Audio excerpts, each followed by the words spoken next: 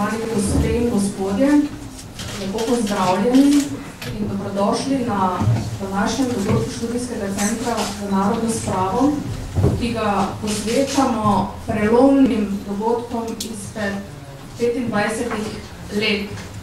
Posebej vesela sem, da lahko danes med nami pozdravim veleposlanico Zvezne republike Nemčije. I'm pleased to welcome the Ambassador of the Federal Republic of Germany in Ljubljana, Anna Elisabeth Prinz.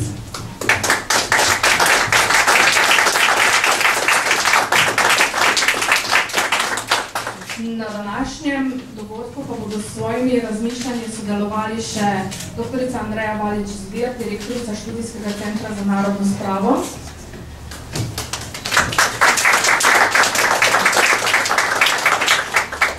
doktorica Tamara Griser-Pečar, docenta za sodobno zgodovino, prav tako Študijskega centra za narodno spravo,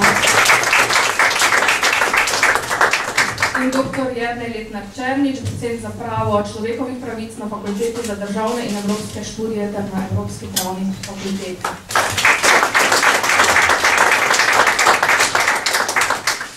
Uvodoma mi dovolite samo nekaj iztočnic pred današnjo razpravo.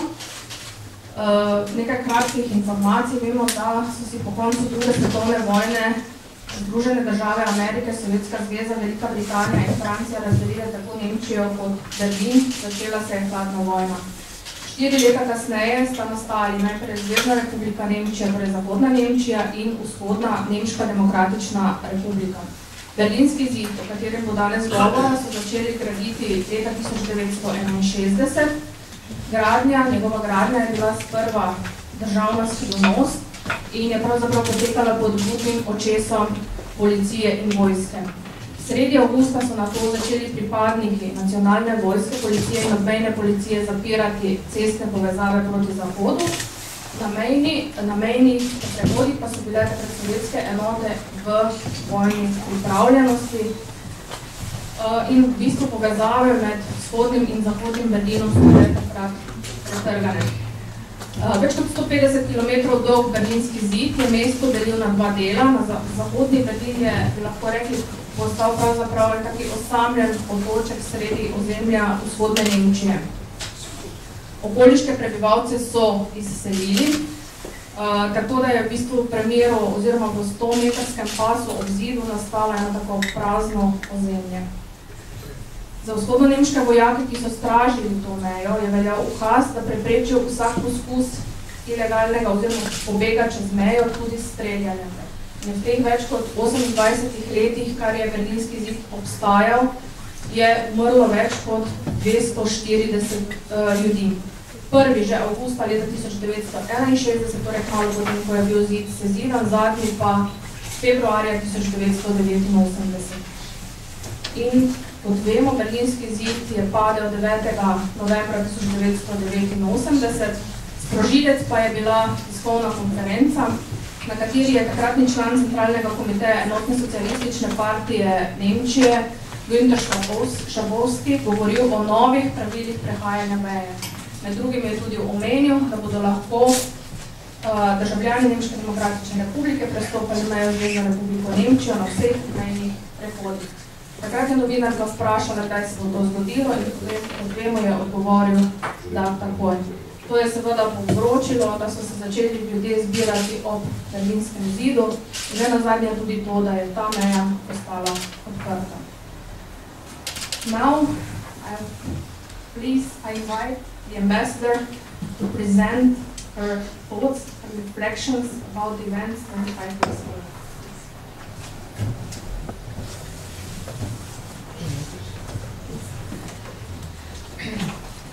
Spoštovani gospe in gospodje, hvala lepa za vabilo. Rekla je angliška.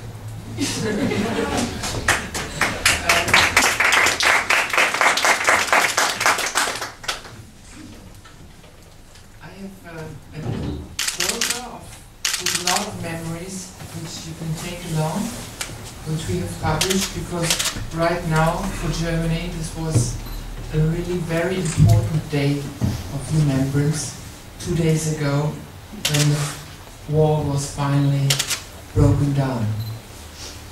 Maybe you've seen in television how we celebrated this year. There were 15,000 huge balloons which were, as a sign of memory, put along the former wall, where the wall was broken down, and they all lifted at the same time to have again the visual imagination how it was to have a divided town.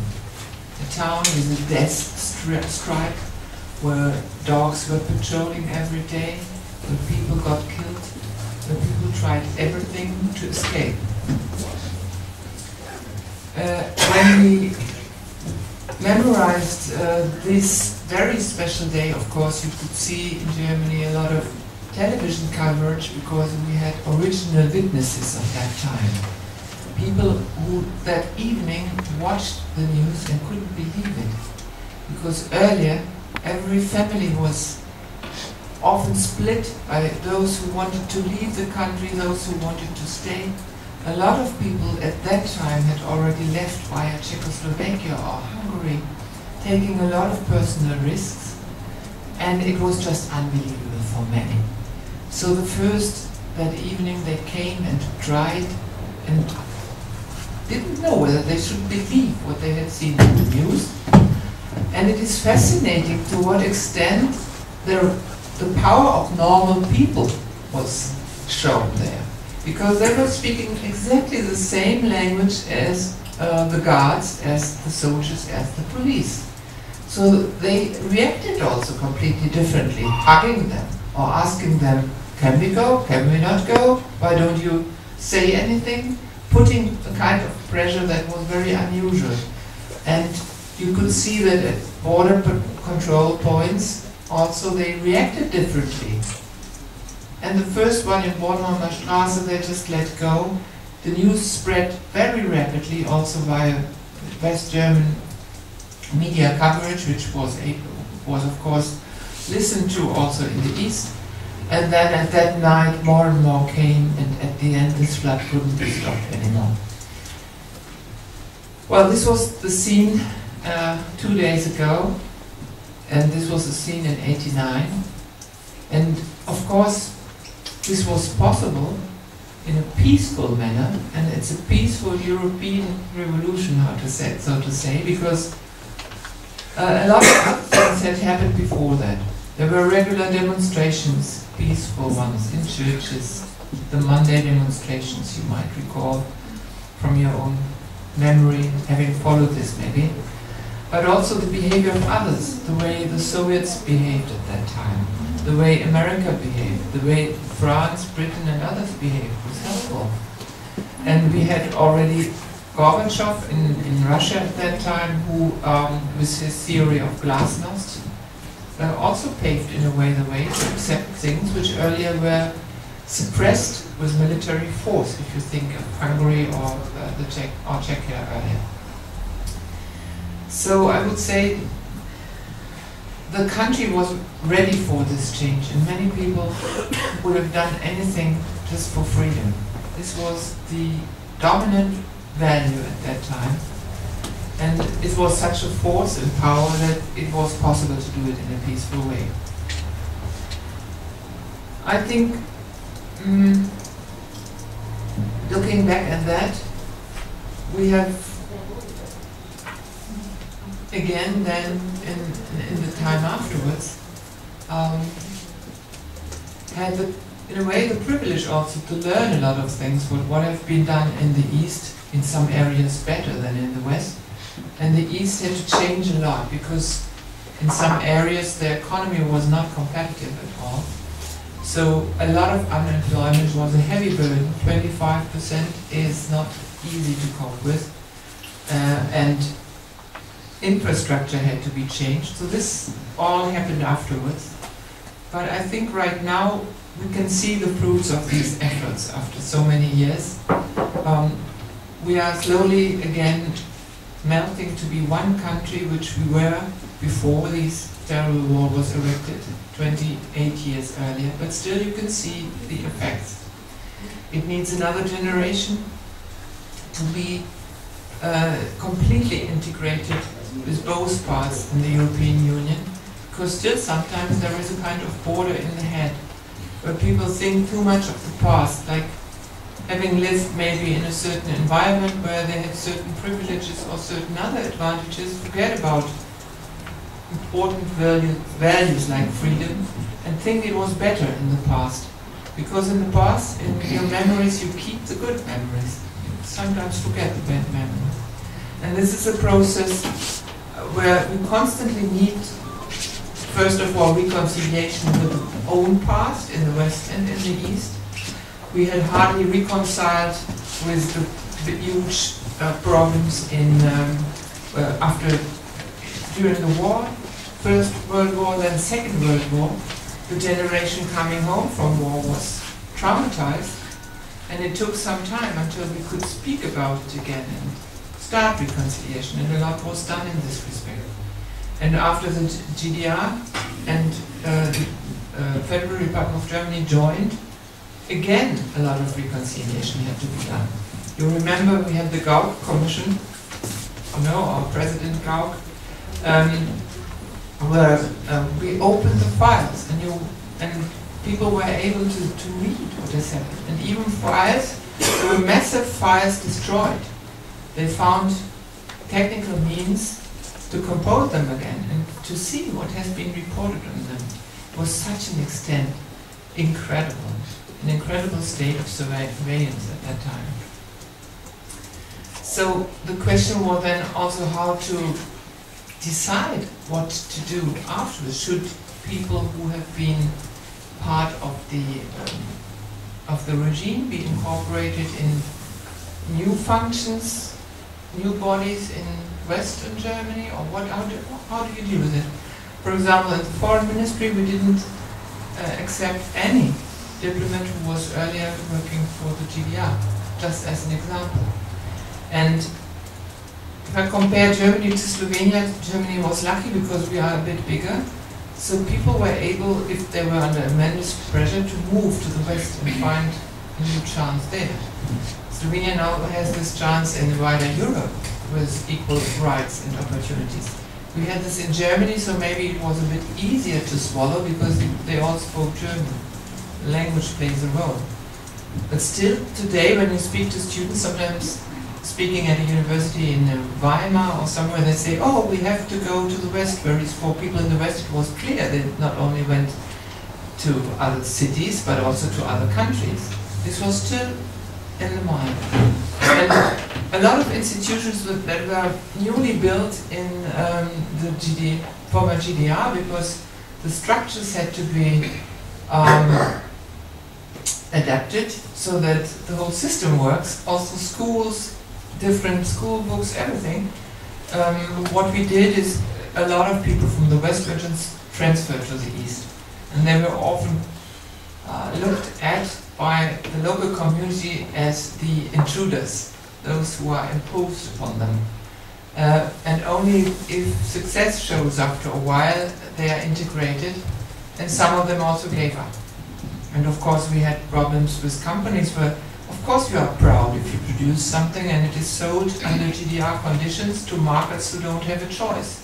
The moment this can't be sold, some people might not acknowledge that it's not a good product.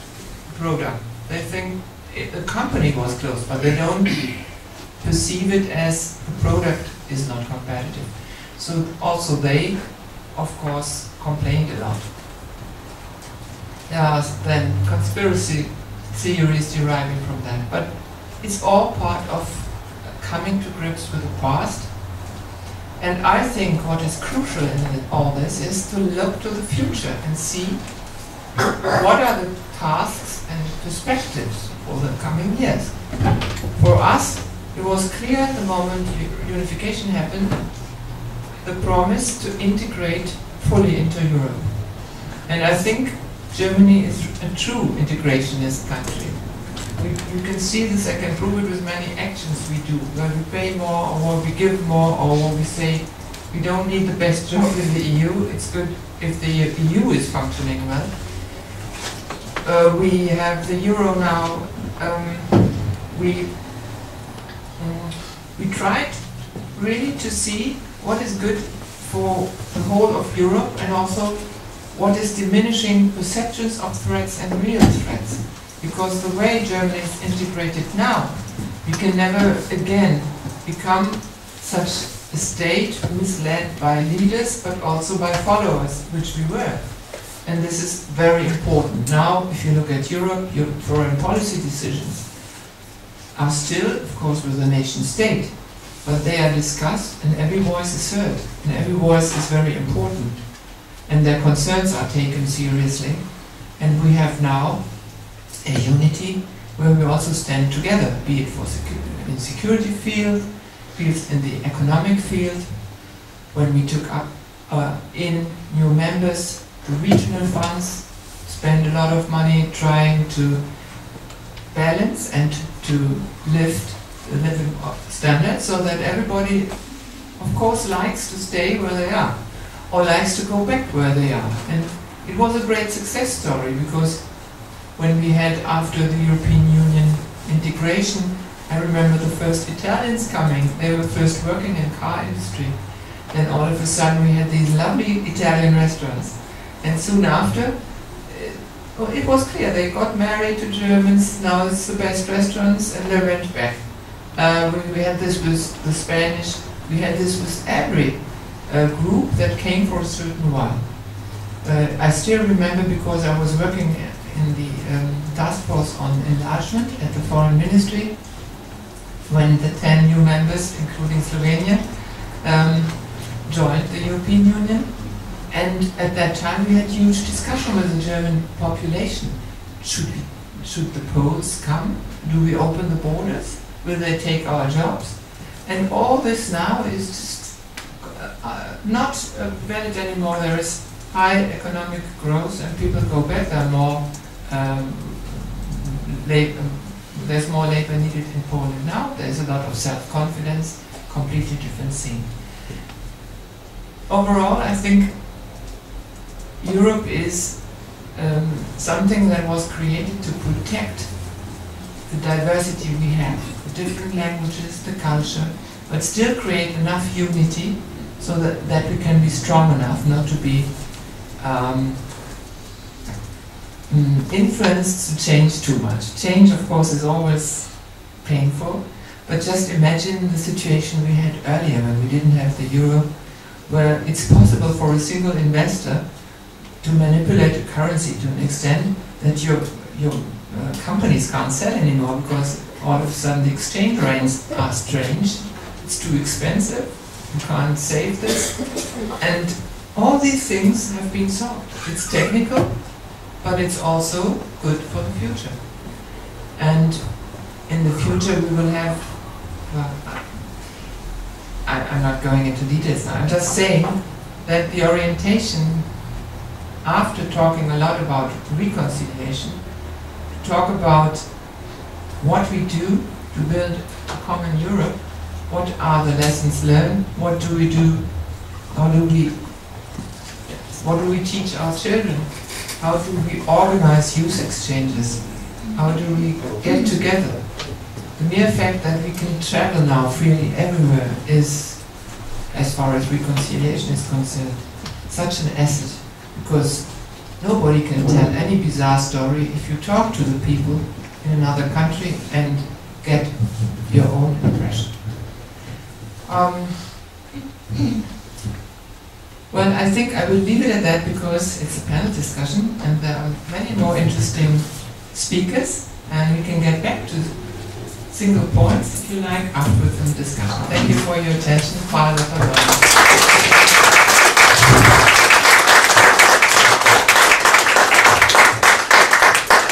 Thank you very much to the ambassador. A je treba kak povzetek narediti, smo razumeli. Na kratko, mogoče je veleposlanica. I will shortlist. Oh, I should have been much shorter than Just a few words, please.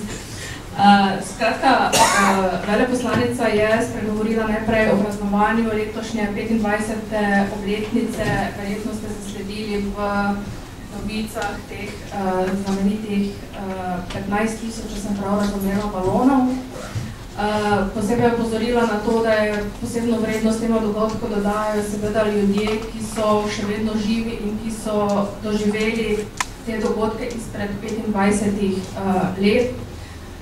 Opozorila je, kako konfuzno je v bistvu pravzaprav bilo takratno dogajanje, namreč tudi na meji vojaki ob tem, ko so se meje sprostile, niso vedeli, kaj storiti.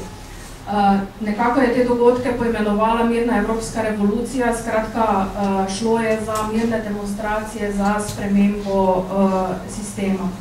Opozorila je seveda tudi na takratne mednarodne okoliščine, kot na primer na razmere v Sovjetski zvezi z Gorbačovom na čelu. Izpostavila je, da je bila država pripravljena na ta dogodek in pripravljena tudi na to, da se je padec Berlinskega zidu v bistvu zgodil na miren način.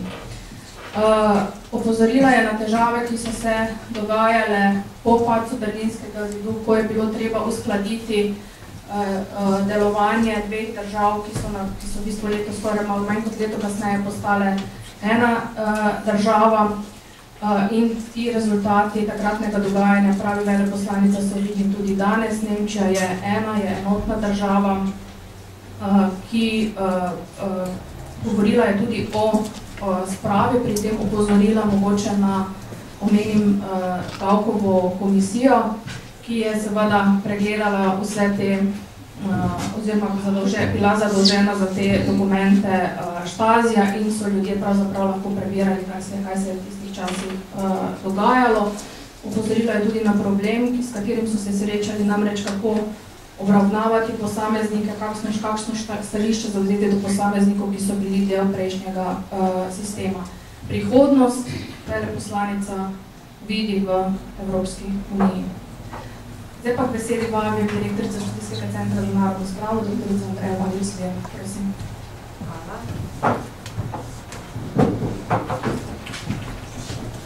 Še enkrat prisrčno pozdravljeni vsi dragi gostje, dragi gospodje. Zelo vesela sem, ko vas vidim. Še posebej sem vesela naših zvestih sopotnikov, podpornikov in pa seveda vseh vas. In pa seveda lepo pozdravljam še enkrat v naši sredi dr. Klinčevo, nemško veleposlanico, oba moja kolega, dr. Griserjeva in dr. Letna Černiča, in se obenem seveda zahvaljujem tudi svojim sodelavkam in sodelavcem Študijskega centra za narodno spravo, še posebej dr. Čohovi, ki so pomagali pripraviti in organizirati to okroglo mizo.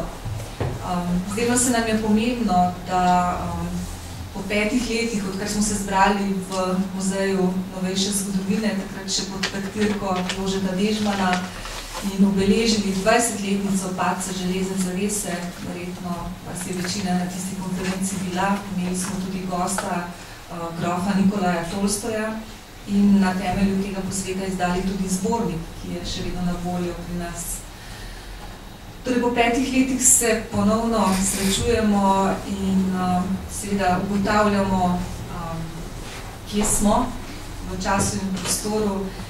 In zdi se mi, da je današnja okrogla miza v tem času in v tem prostoru še kako potrebna, da razmišljamo o tem, kakšno je stanje demokracije v Evropi in pri nas, kakšno je stanje pravne države v Evropi in še posebej pri nas, kakšno je pravzaprav stanje po 25 letih, a se je mentaliteta ljudi kaj spremenila, a še vedno lahko govorimo skupaj z dr. Pučnikom o poškodovanosti mentalitet. No in pričakujem, da bo tudi o tem tekla danes beseda po teh naših uvodnih prispevkih. Torej, pred 25 leti smo spremljali prizore iz takratnega Berlina, pa ne samo iz Berlina, tudi iz drugih držav za železno zaveso. O tem bom jaz danes nekaj več povedala. In seveda vsi nekako verjeli, da na eni strani železne zavese je totalitarna država, je nadzor vojske, policije, militarizirana družba, pranje možganov, še posebej skozi šolski sistem, nadzor posameznika na vseh področjih, tudi tistem najbolj privatnem, in da na drugi strani zidu ali železne zavese so pa seveda demokracija, pravna država, spoštovanje človekovih pravic in temeljnih svoboščin in tako dalje. Skratka, vsi ti atributi demokracije, seveda po 25 letih so naši razmisleki, sploh nas zgodovinarjev, že lahko precej poglobljeni in seveda ugotavljamo skupaj z recimo zahodnimi medijskimi hišami, kot je The Economist, ki dela raziskave na tem področju, da je stanje demokracije v svetu vse slabše in da pravzaprav v teh državah za tako imenovano železno zaveso se vsaj javno navdušenje za demokracijo zmanjšuje. In se vprašamo, čemu tako. Naj se bom zdaj vrnila malo v tiste čase, konec 80-ih, začetek 90-ih let prejšnjega stoletja, ko pravzaprav nihče, ali pa vsaj jaz ne poznam kakšnega eminentnega znanstvenika, zgodovinarja, politologa, sociologa, ki bi napovedal zrušenje Sovjetske zveze, Sovjetskega imperija.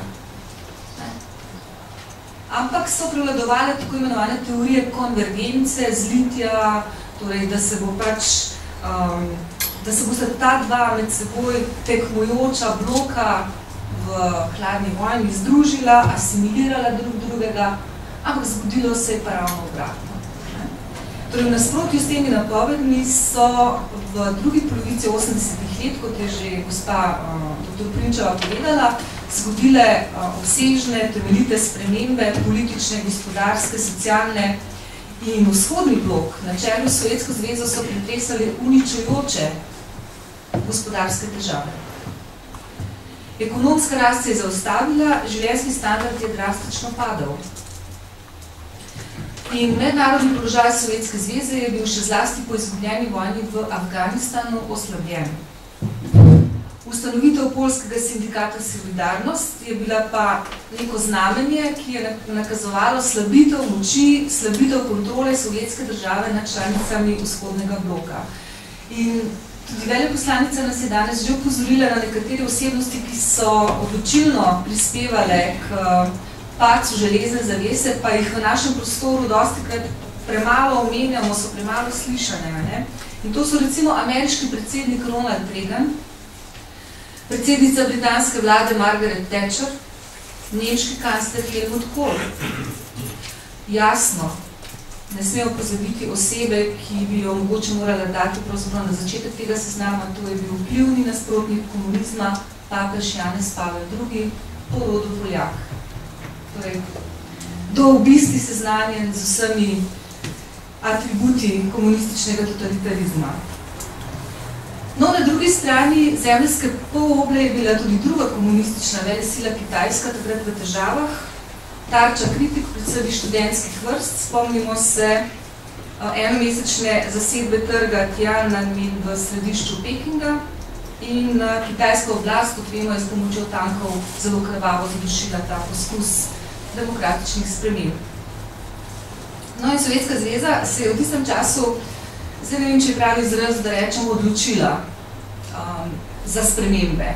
Ne? Skratka, Gorbačov je poskušal uvajati spremembe, ampak on, to pišejo njegovi biografi in tudi sam, ni imel namena podirati železne zavese ali nekako razdirati Sovjetske zveze. On je samo želel spremembe.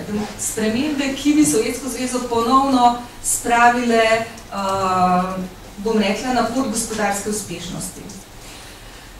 Torej, kot že omenjeno, so se začele dogajati spremembe politika glasnosti, perestrojke, zmanjšanje obraževanja in tako naprej. In priljubljenost Gorbačova je posledično jasno močno padla. Gospodarske težave so se nadaljevale, inflacija se je povečevala, število brezposelnih se je povečevalo, znižanje standarda se je nadaljevalo. Ampak njegove politične odločitve so pa na zunanjem političnem prizorišču vendarle prispevale k pomirjenju zaostrenih odnosov med Zahodom in Vzhodom. Spomnimo se decembrskega srečanja leta 1989 na Malti med takratnim ameriškim predsednikom Bushem starejšim in pa Gorbačovom, kjer sta objavila konec hladne vojne in podprla demokratične procese v Evropi. Naslednjega leta sta se ponovno sestala v Helsinkih, kjer sta med drugim govorila o zmanjševanju oborožitve in združitvi Nemčije. No in nekateri teoretiki demokracije, recimo Klaus Sofe, govorijo o tako imenovani revoluciji od zgoraj, torej Gorbačov, Bush in še nekateri, malčkano bolj demokratični komunistični voditelji, naj bi nekako ustvarili ugodne pogoje za to, da se je zgodila revolucija od spodaj v državah za železno zaveso. Zdaj, seveda, to je lahko tudi predmet debate.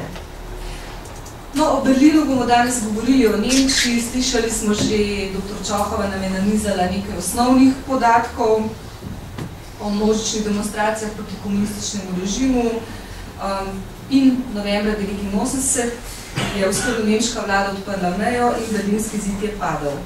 Leto dni kasneje je bila razglašena združena Nemčija.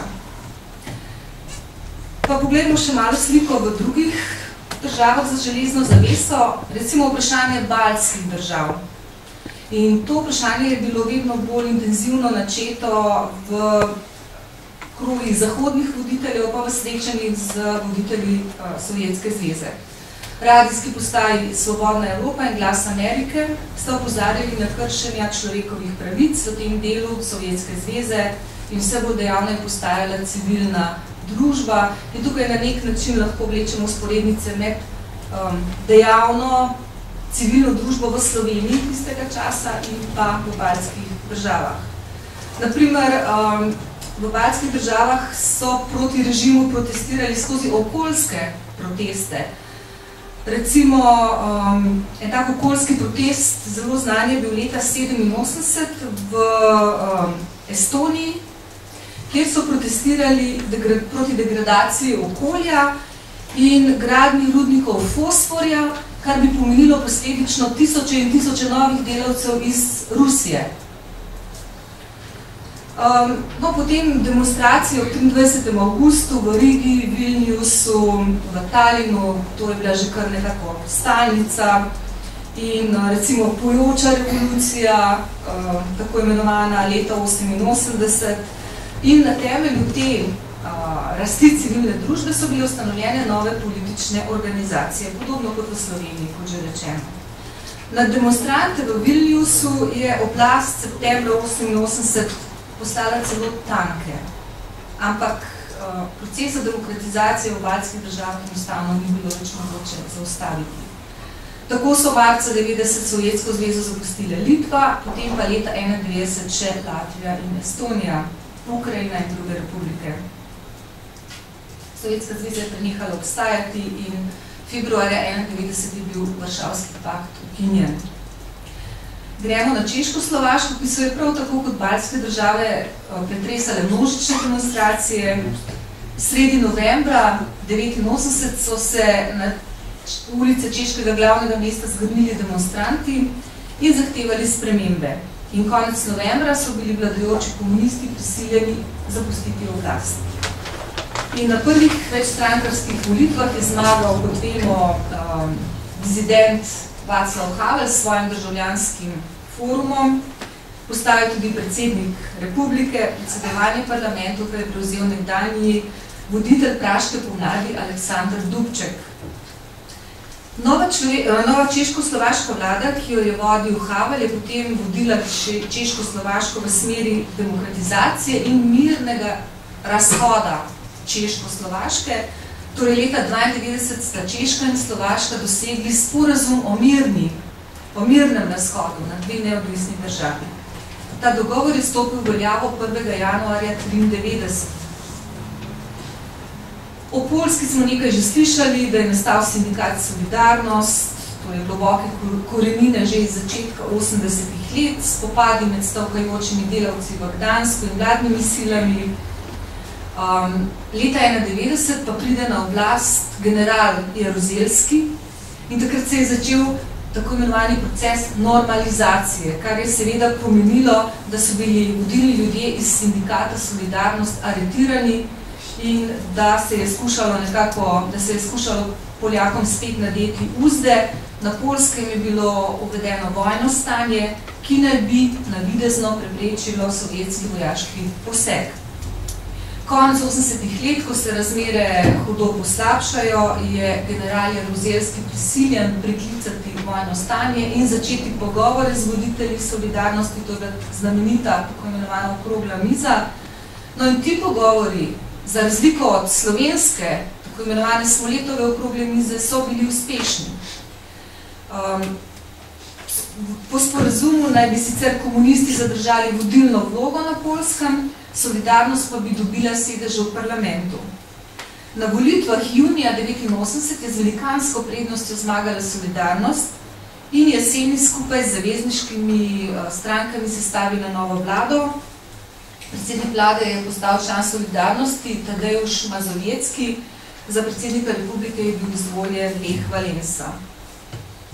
Tudi Madžarska je bila konec 80-ih let v hudih težavah, naraščujoča inflacija, brezposelnost, gospodarska kriza.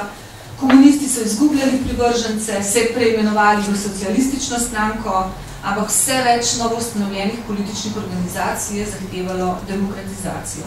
Med njimi je imel največ privržencev Demokratični forum in po odstopu voditelja vlade Kadarja maja 1989 je bila na avstrijsko-madžarski meji odstranjena električna ograja in na Madžarsko je na tako imenovane počitnice pripotovalo več kot 60.000 madžarskih državljanov.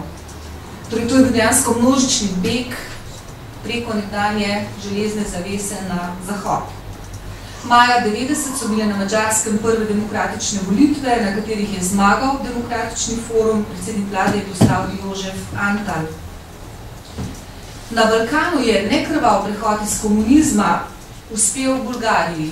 Bolgarski voditelj Živkov je po 35 letih vladanja odstopil novembra 1989 in začela se je tako imenovana demokratična tranzicija, ki pa seveda, za katero bi pa težko rekli do danes, da je bila kaj zelo uspešna. Ampak še manj uspešna je bila pot Romunije, kjer je bila pot, recimo, perestrojke in glasnosti popolnoma neslišna. Diktator Čaušesku je v Danš člani svoje družine še konec 80-ih let vladal za izredno trdo roko. No, pa vendar moram reči, da ravno v teh dneh poteka v Bukarešti velika mednarodna konferenca o 25-letnici padca železne zavese, ki se jo udeležuje tudi predstavnik Študijskega centra za narodno spravo.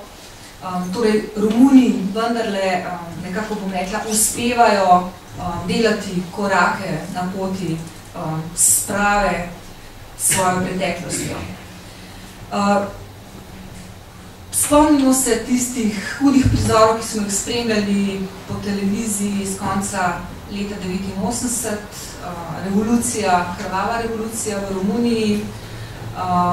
Uporniki so zajeli diktatorja Čaušeska in njegovo ženo in jo po sodbi Narodnega vojaškega sodišča ustrelili. No, tako krvav prehod iz totalitarnega komunizma recimo na pot demokratizacije se je zgodil tudi v Jugoslaviji. Jugoslovanski prostor ni zmogel nekega mirnega prehoda, ki se je zgodil recimo na Češko-Slovaškem pa na Poljskem, ampak kot vemo, so se zgodile krvave balkanske vojne. No pa Slovenija konec 80-ih let, kot vemo, je bila prizorišče zelo žive civilne družbe, dogajale so se demokratične spremembe, o tem morda na kakšni drugi od okroglih miz. Jaz bom tukaj s svojim prispevkom zaključila, bom dala besedo mojim kolegom, pa bi vendarle rada rekla samo za konec še to, da je seveda po 25 letih jasno, da so ti totalitarni sistemi, zlasti komunistični, ki je trajal najdlje, posegel najdlje, pustili za seboj trpljenje, žalost in da so uničevali družbene strukture, kulturne vrednote in duh humanizma. In da po 25 letih je vendarle jasno, kot sem že na začetku dejala, da tako imenovana po Pučniku poškodovanost mentalitet je segla zelo globoko. Pučnik je dejal, da bodo potrebne 3 generacije, da se bo to nekako saniralo, to stanje. Jaz delim z njim to skrb. Morda bo potrebna še kakšna generacija več. Sploh slovenski prostor, kot sami občutimo, vidimo, slišimo, je v tem pogledu očitno zelo poškodovan. Saj se sicer ne bi na ulicah slovenskih mest pojavljale javno po 25 letih spet rdeče zvezde, kot simbol komunističnega totalitarizma.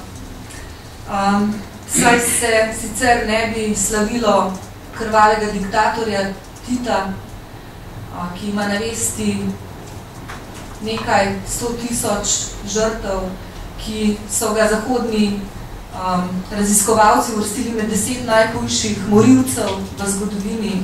Skratka, ne bi bili priče takim deviantnostim. Težko si je predstavljati, da bi recimo sredi Berlina mahali z Hitlerjevo svastiko. To je nepredstavljivo. In za konec bi pa vendarle končala optimistično. Zgodovinski čudeži se dogajajo. Pred 25 leti se je zgodil zgodovinski čudež. Tudi to, da smo Slovenci dobili svojo državo, je zgodovinski čudež. In gledajte, padec Berlinskega zidu in padec železne zavese dokazuje, da pravzaprav nič ni nemogoče. Hvala.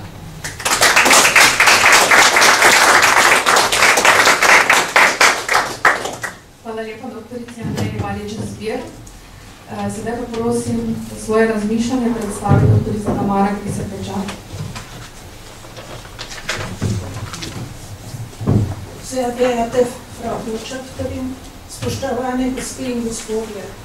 Predsednik nemškega parlamenta Bundestag, Norbert Lammert, je v petek v slavnostni seji označil padec Berlinskega zidu kot edinstveni srečni trenutek v nemški zgodovini.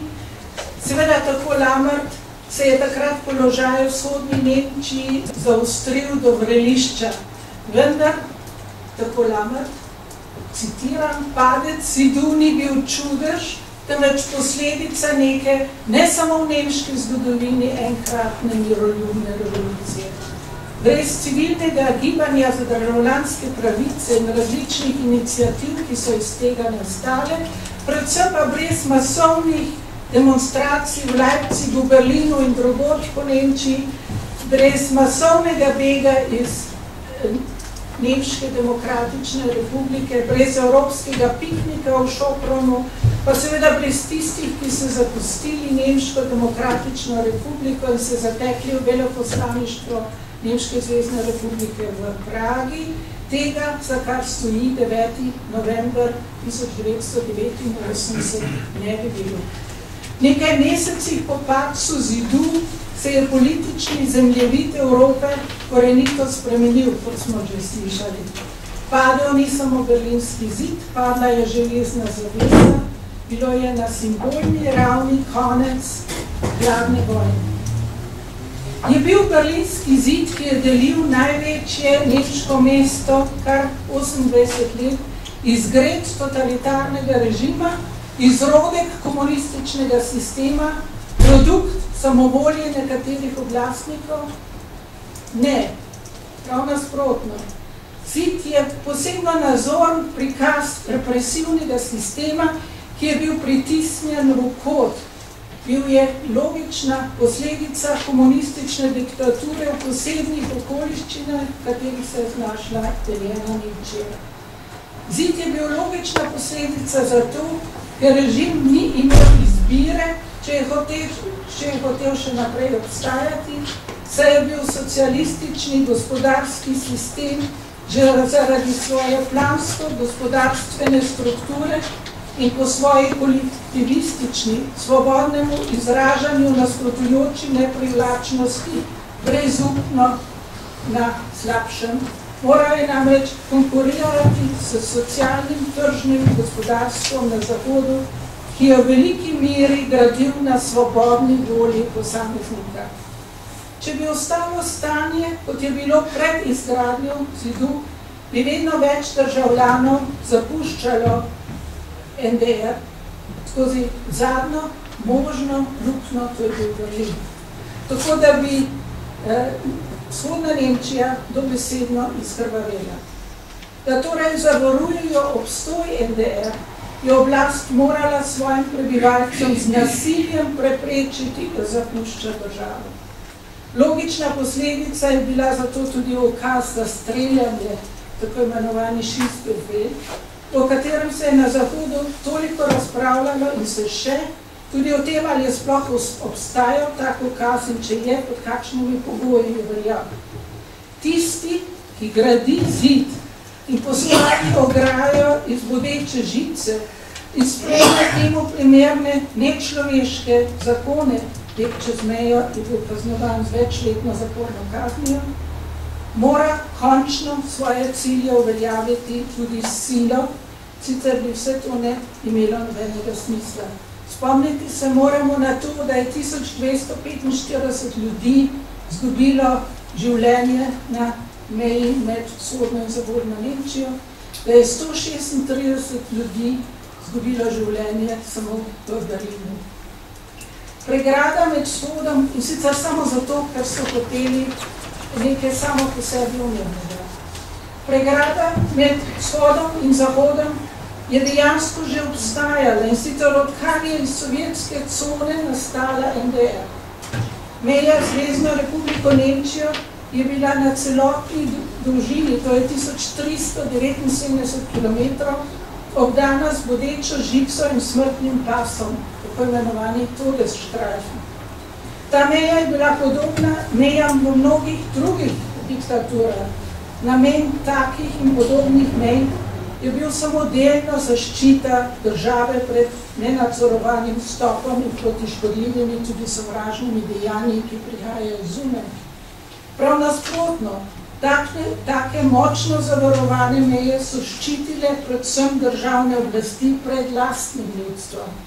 Usmerjene niso bile proti zunanjim sovražnikom in nasprotnikom, temveč proti svojim državljanom, ki so želeli samo nekaj, kot sem že rekla, samo po sebi umevnega, hoteli so svobodno potovati iz ene nemške države v drugo in seveda potovati po svetu. V nemškem primeru so se znašli predstavniki oblasti pod posebnim pritiskom. V Nemčiji niso državljani na vzhodu želeli potovati v tujo državo, želeli so se svobodno premikati v svoji lastni deželi, v Berlinu celo med različnimi mestnimi četrti. Pri tem so bili v ospredju obiski pri družinskih članih in prijateljih. Hoteli so potovati v deželo z istim jezikom, isto kulturo, isto staro tradicijo, in če so si hoteli zgraditi novo eksistenco na drugi strani, jim ni bilo potrebno tvegati ničesa popolnoma novega, v okolju s povsem drugačno mentaliteto, tujo kulturo, v tujem jeziku. Zato je bila želja se preseliti v drugo državo ali celo samo začasno potovati veliko bolj pogosta in pereča kot recimo na Madžarskem ali Českoslovaškem ali Poljskem, kjer je večina ljudi že možnost začeti povsem novo življenje v popolnoma novi deželi, in to v tujem jeziku, drugačni kulturi, s drugačno miselnostjo in se vključiti v neobičajno družbo, odvrnila od želje, da zapusti državo. V Jugoslaviji so si zato lahko privoščili celo skoraj odprte meje, seveda je bil tukaj vzrok tudi turizem, ki je bil za gospodarstvo neobhodno potreben.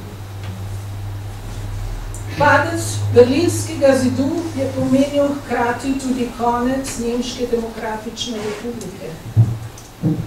Trenutno se vodi v Nemčiji nesmiselna debata iz političnih vzrokov, neka pripomba Helmuta Kohla, nemškega kanclerja v prevratu, je v neautoriziranem posebnem intervjuju bila pretirana in neustrezno napihnjena.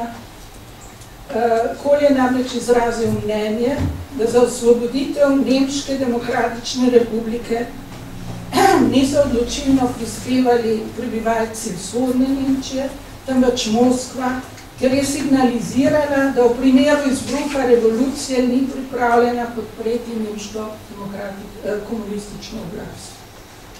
Seveda je oboje res in se dopolnjuje. Brez množičnih protestov ne bi prišlo do prevrata. Ta mirna ostaja v vzhodni Nemčiji pa je bila mogoče samo zato, ker v Moskvi niso stali tanki, ki so bili pripravljeni za to, da intervenirajo za Honeckerja in tovarišijo. Do nemške združitve pa je bilo potrebno premostiti še kar nekaj zapret. Mnogi protestniki in borci za državljanske pravice so najprej želeli ustanoviti poleg Zvezne republike Nemčije drugo nemško državo, verjetno socialistično ustavo, ampak ljudje so masovno ustavili take načrte. Zahtevali so hiter konec NDR, ker so želeli tako hitro kot le mogoče participirati pri materialnih dobrinah Zvezne republike. Sedimo na kovčki, ali pride nemška marka k nam, ali pa pridemo mi do nemške marke. S tem so seveda zagrozili splošni eksodus v Zvezno republiko Nemčijo. Tako s Kohlovo podporo ni prišlo do najrazličnejših eksperimentov z neko novo demokratično NDR, tudi ne do ustanovitve nove skupne države z novo ustavo, temveč se je med tem demokratično legitimirana NDR priključila Zvezni republiki Nemčiji. To je bilo tudi logično, saj je Zvezna republika Nemčija od vsega začetka razumela kot svobodna Nemčija, ki govori tudi v imenu svojega nesvobodnega dela. Zato je bila neka nova državna tvorba nepotrebna. Tudi ni nobenega dvoma o tem, da je to ustrezalo želji večine svetih Nemcev. Na mednarodni ravni je pametna diplomacija Kohlove vlade uspela pri zahodnih zaveznikih, predvsem pri Veliki Britaniji in Franciji. Spomnimo se gospe Thatcher, ki je rekla, da tako ljubi Nemčijo, da bi želela, da sta kar dve Nemčiji, da stanete kar dve Nemčiji. Torej, da je uspel premagati še vedno obstoječe predsodke proti združeni, močno razširjeni Nemčiji. Končno pa je tudi zelo spretno vodenje pogajanj, kar je morda Kohlov največji dosežek v tem kontekstu, pripeljalo do tega, da je Sovjetska zveza združitev odobrila ter se odpovedala nadaljnji vojaški prisotnosti v vzhodni Nemčiji. Česa se iz gradnje zidu in prevrata lahko naučimo?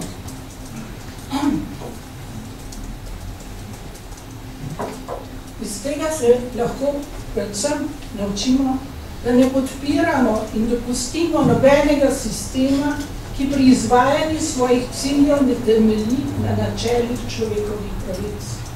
Da tam, kjer je že nastal zid, s potrpežljivostjo in neizprosno trdovratnostjo vztrajamo na tem, da se podre. Da ni v tem primeru nobene popustljivosti, kot se je to dogajalo v nekaterih nemških krogih, hvala Bogu ne v odločilnih, z vsemi vrstami govorjenja o nujni normalizaciji nemško-nemških odnosov in zbliževanja. Vzhodno-nemški demonstranti so še ravno pravočasno ustavili tiste politike na Zahodu, ki so se z nemško delitvijo sprijaznili, tako rekoč za vse večne čase. Seveda je vprašanje, če bi se sploh in kako dolgo NDR brez mirne revolucije lahko držala kot neodvisna država. Danes vemo, da je bila NDR leta 1989 ekonomsko povsem na koncu. Tako da obstajajo utemeljeni dvomi, da je bil domnevni spodrsljaj člana politbiroja Günterja Schabowskega na mednarodni tiskovni konferenci ki je povzročil v noči med 9. in 10. novembrom, da so se v Berlinu vse posod na mejnih zapornicah zbrale ogromne množice ljudi. Da je to bila res samo pomota, lapsus. In ne del poskusa predčasno prekiniti neskončne težave. Kakorkoli že, kar nekaj vodilnih v NDR, verjetno je bil med njimi tudi Honecker, naslednik Egon Krenz, je načrtovalo takojšnji razpad NDR brez prelivanja krvi za to, da bi dobili še eno priložnost začeti znova v neki novi, domnevno bolj demokratični državi. Vzeli so v zakup, da NDR takoj popolnoma razpade. Potem so nekateri tovariši na vodilnih mestih videli manjše zlo, ker so vedeli, da priti razpad v bližnji prihodnosti morda s krvavim izidem. Na tak način je NDR elita upala, da bo za sebe lahko še marsikaj rešila. Tako, naprimer, podobo neke države, v kateri je bilo po njihovem mnenju primerjavi z Zvezno republiko Nemčijo kar nekaj prednosti. Naprimer, ni bilo brezposobnosti, kar je tudi seveda mit.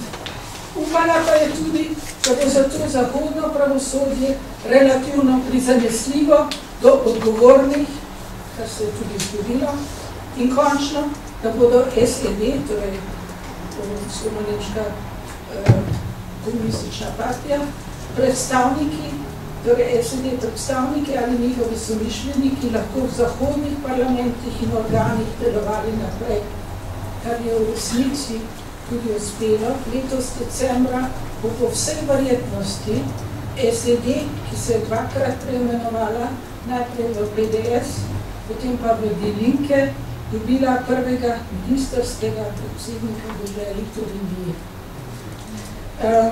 Vseeno bi želela, če ste gledali v televiziji slike praznovanja, na katere se udeležilo 1 milijon ljudi v Berlinu, bi želela, da bi ob naši osamosvojitvi en kanček tega navdušenja bil v Sloveniji, kot je bil sedaj v Berlinu.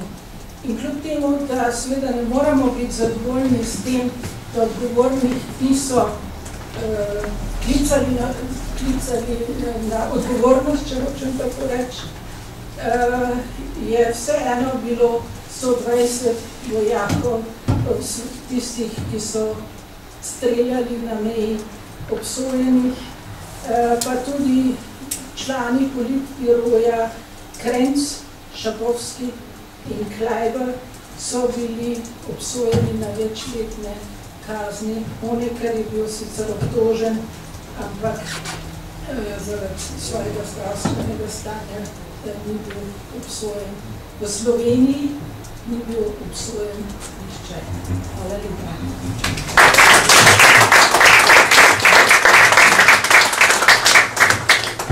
Hvala lepa, doktor Tamari Tisoč-Pečan. Prisluhnimo še doktorju Jerneju Lepočanu.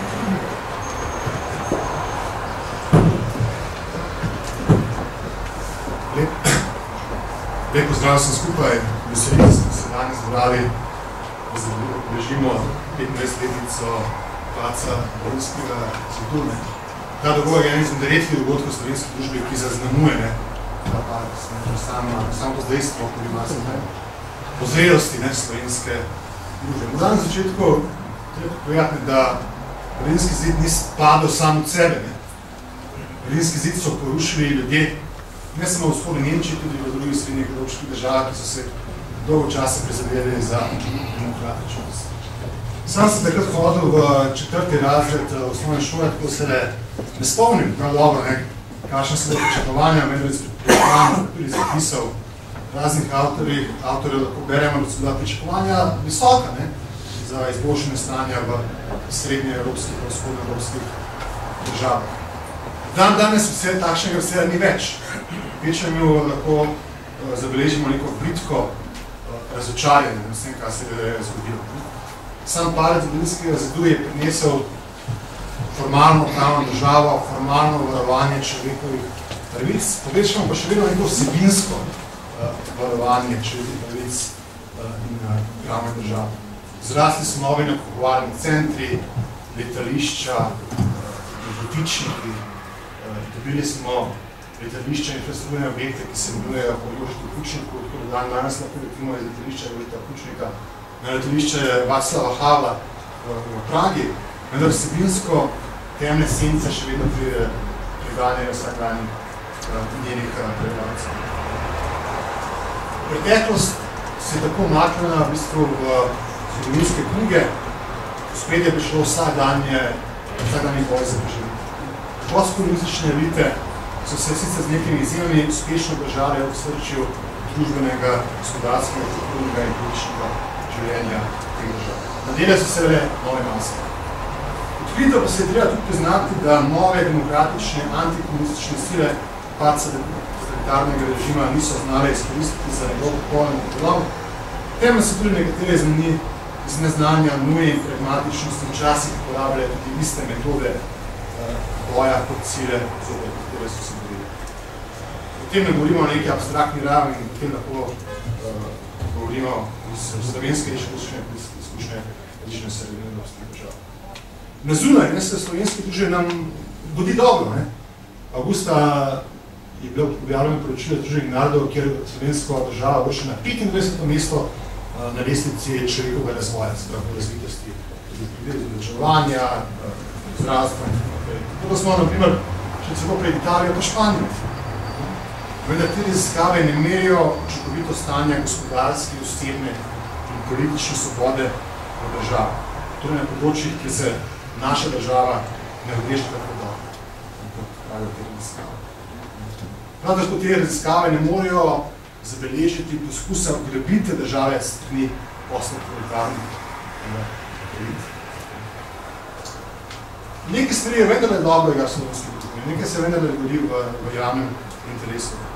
Vendar je težko vprašanje, kako zunanjemu opazovalcu pojasniti, da kljub te navidezno visoki stopnji družbenega razvoja je država še vedno ujeta v primežu takšnih ali drugačnih iz nekega drugega. Jaz sem vedno srečujem z težavami, kako pojasniti tujcu, kakšne stanje v slovenski. V slovenski družbi je polno besed o pluralizmu, ki naj bi v dejanskem življenju zagotovljen in uresničen. Vsaj formalno je temu res tako. V resnici pa se vse več posameznikov so bili sodelovali v javnem življenju v zadnjem času umika v obdobje zasebnosti vsak dan. Tisti posamezniki v slovenski družbi, ki še vztrajajo v javnem življenju, so deležni kazenskega pregona zaradi izrečenih kritičnih besed delovanja oblasti. Da takšna praksa spominja nekaj druga časa in tudi treba več podajati. Težave se začenjajo v tem, da naj bi živeli v nekih drugačnih časih v demokratični in pravni državi, ki naj bi svobodno družbo varovala. Vendar se moramo vsi skupaj vprašati, kje lahko še dan danes najdemo svobodno družbo, da nimamo v slovenski državi. Verjetno le v izoliranih kotičkih, kot je na primer Študijski center za narodno spravo, in v intimnem zasebnem svetu vsakega posameznika. Drugod jo zatirajo tisti, ki se skrivajo za izloženim oknom pravne in demokratične države, ki so v resnici le upogljive floskule za različevanje zasebnih interesov, ki se že vnaprej pravične javnosti podajajo v lažni folji javnega interesa. Zanimivo, da v zadnjem času lahko zabeležimo vzpon radikalno levičarski strank v večini držav Južne Evrope. Najbolj zadnji pomenite stranke Podemos v Španiji. Slednje svoje zadnje uspeke črpajo iz vse različne gospodarske in finančne krize, ki večino ljudi spravlja v težko socialno stisko. Kršitve človekovih pravic in telesna človečnost tukaj več niso relevantne, niso pomembne. Določene družbene skupine se tako težko priznajo in sprejemajo dejstvo, da morda večina prebivalstva vendarle ne želi nadaljevati starih praks, kot smo jih priznali na prejšnjem režimu. Večina posameznikov v slovenski družbi poznali takšen način delovanja. In zato je treba kot takšne prakse spremenjati in se zagotoviti politike. Iz zato 25 let po padcu Berlinskega zidu nastopa pomemben trenutek streznitve, da se pravi prehod iz totalitarnega v nek demokratični sistem šele za začetek. Korenine v preteklosti so v vsakdanjem življenju še globoko zakorenjene. Boj z njimi je skoraj nemogočen, saj so takratni postkomunistični interesi sedaj zakamuflirani in premešani z različnimi partikularnimi interesi. In tukaj smo morali biti odkriti, ne? Na vseh svetovno-azovskih straneh v slovenski družbi. Takšne skupine tako tvorijo pragmatične interesne koalicije, ki jim ni mar za skupno korist vsakokratne družbe, ampak dajo prednost zasebnim interesom, predvsem finančne narave in ohranjanju statusa quo pri črpanju javnih financ.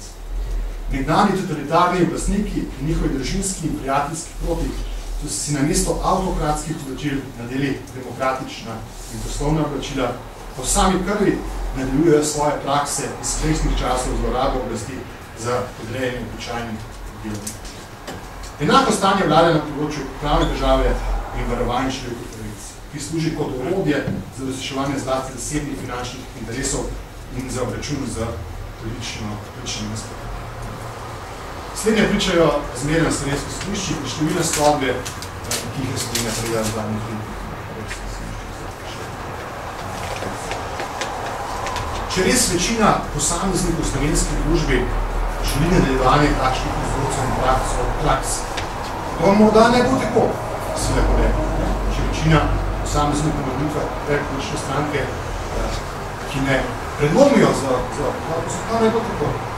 Vendar sam osebno slednje ne verjamem. Pravna država, varovanje človekovih pravic in skrbno upravljanje z javnimi financami sta tako lastni našim ljudem, kot da nima prebivalcev britanskega še z več demokratično tradicijo. Slovensko družbo tako danes morda še vedno velja znan famozen aforizem Žaka Petrana, ki je rekel, da je slovenska inovacija enoumna inovacija. Kar slovenski državi trenutku manjka 25 let po padcu Berlinskega zidu, je dejanska popularna demokracija v svobodni družbi. Vprašanje je, kako jo doseči in ali smo vsi pripravljeni za to nekaj tvegati, ali se bomo vsi zatekali potičke zasebnosti. Od tega odgovora je odvisno preživetje, dolgoročno preživetje slovenske družbe in slovenskega naroda. Vprašal se bomo, ali smo pripravljeni se boriti za vrednote neke liberalne demokracije, ali bomo stopili po korakih neliberalnih demokracij v Turčiji na Kitajsko, pa nazadnje tudi na Madžarskem. Treba se tudi priznati, da 25 po padcu smo tudi na trenutku, na prelomni točki, kjer se določena slovenska stran pripravlja še dokončen obračun z drugačnimi mislečnimi posamezniki na drugi svetovni zvrstni strani. Temu lahko sledimo iz sodnih postopkov, pa tudi z različnih medijev. Enkrat, ko bo enkrat prepozno, nič ne bo tako, kot je bilo. In zato je treba pogledati še več zagov, ki so mnogo višji, kot je bil berlinski cilj. In še enkrat se moramo priznati, vsak izmed nas, ko bo enkrat prepozno, bo pač prepozno.